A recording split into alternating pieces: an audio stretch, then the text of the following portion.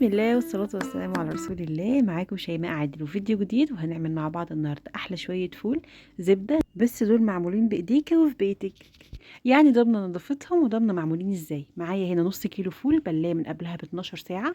كل ما الفول بيطول في النقع كل ما بيبقى أفضل للمعدة. وما هنا معايا ربع كيلو فول مدشوش، ربع بس. النص كيلو فول تدميس بياخد ربع كيلو فول مدشوش وربع كيلو عدس.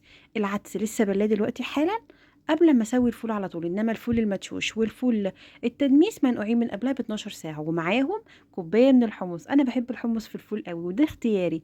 طبعا اغسلهم كويس قوي وهبدا احطهم في الفواله بتاعتي. هنا انا خلطت الفول المدشوش على العدس وهبدا احطهم في الفواله بتاعتي. انا ما بحطش اي حاجه زياده غير نص طماطمايه بحطها بس بعد ما الفول يغلي على النار.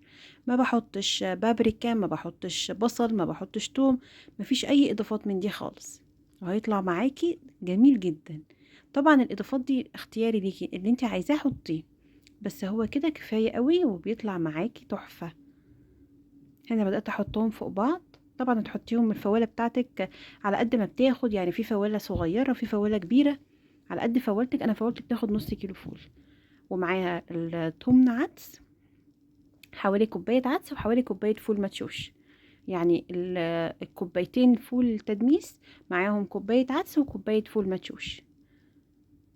وهنا حطيتهم وهبدأ احط لهم مية سخنة. غطيتهم بالمية السخنة وبحطها على النار تغلي بس غلوة واحدة علشان الفول بيفور. تغلي غلوة واحدة بس كده، وحطيت لها النص طماطمية. وبعد ما بتغلي غلوة واحدة بنقلها على النار الصغيرة، وتكوني مشغلاها شمعة بسيطة قوي قوي، وبتسيبيها كده حوالي 4 ل5 ساعات لحد ما الفول بتاعك يستوي، طبعا على حسب برضو نوع الفول اللي انت حطاه. هنا بعد ساعة بصيت عليها لقيت المية قلت، فبتزود لها مية مغلية، ما بتزوديش ابدا مية من الحنفية. وهنا بعد 4 ساعات ما كملتش، هما 4 ساعات بس، طلعتها خلاص الفول استوى معايا بقى زبدة، بقى تحفة. طبعا بيعمل كمية عندي بكيسها واسيبها في الفريزر. طلعيها على الفطار على العشاء. فول بيتي انت اللي عاملاه، طبعا انضف بكتير واضمن من اللي بنشتريه من بره.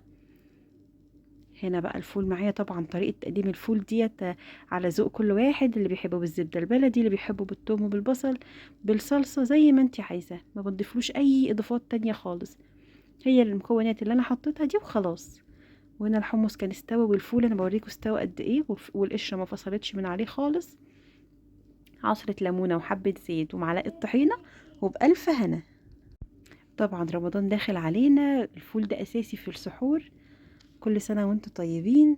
وطبعا افضل فول ممكن ندمسه هو بيبقى في الفوالة بتخلي القشرة بتاعته ما تفصلش، وطعمه بيبقى زي بتاع بره بالظبط. ممكن تعمليه في حلة الضغط او في حلة عادية على النار لو مفيش دماسة، بس طبعا افضل حاجة يتعمل فيها الفول هي الدماسة. وبسيبه يهدى معايا كده، وبعد كده بكيسه واحطه في الفريزر واطلعه على قد استخدامي. تحفة شوية فول هتعمليهم وهتدعيلي بعد الطريقة دي. يلا جربي الطريقة دي واكتبولي في الكومنتات عجبتكم ولا ايه. والسلام عليكم ورحمة الله.